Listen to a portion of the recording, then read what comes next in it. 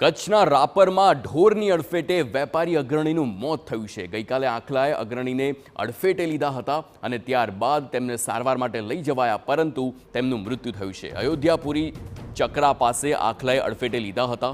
મૃતક રાપર લોહાણ મહાજનના ઉપપ્રમુખ વસંત દયારામ છે। રાપરમાં રસ્તા પર ઢોરનો ત્રાસ અને મનપા સામે પણ લોકોનો રોષ છે। તો રખડતા ઢોરની સમસ્યાનો કોઈ નિકાલ નથી આવ્યો અને એક વેપારી અગ્રણી આજે રખડતા આખલાના કારણે તેમની અડફેટે આવતા મોત નીપજ્યું છે। તો આ દ્રશ્યો કચ્છના જોઈ શકો છો, કેવી રીતે રોડ રસ્તા પર જાહેરમાં આખલા યુદ્ધ થાય છે।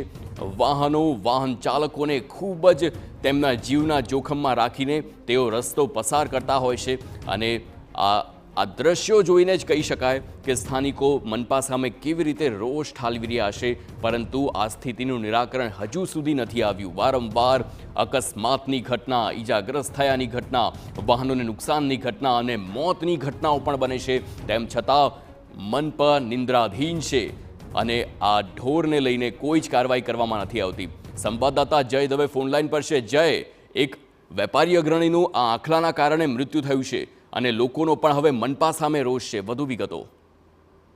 જે ચોક્કસથી ખાસ કરીને રાપરમાં છેલ્લા 2 મહિનાની વાત કરવામાં આવે તો આ ત્રીજો બનાવ છે કે જેમાં આખલાના યુદ્ધમાં કોઈ વ્યક્તિ અડફેટે આવ્યો હોય અને તેનું મોત થયું હોય। ખાસ કરીને ગઈકાલે સાંજે આ વેપારી અગ્રણી છે તે પોતાના ઘરે જઈ રહ્યા હતા, ત્યારે આખલાએ અડફેટે લીધો હતો અને ત્યારબાદ તેને સ્થાનિક હોસ્પિટલમાં સારવાર આપ્યા બાદ પાટણ ખાતે વધુ સારવાર માટે ખસેડવામાં આવ્યા હતા, જ્યાં દિવસ દરમિયાન આજે મોત થયું છે।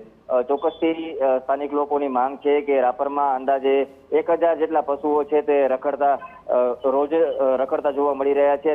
નગરપાલિકામાં અવારનવાર રજૂઆતો કરવા છતાં આવા ઢોર માલિકો સામે કોઈ કાર્યવાહી કરવામાં આવતી નથી અને તેની કારણે જ અવારનવાર આવા બનાવો બનતા હોય છે, જેમાં એક વેપારી અગ્રણી છે તેનો વધારો થયો છે અને તેના મોતથી સમગ્ર રાપર પંથકમાં શોક ફેલાયો છે।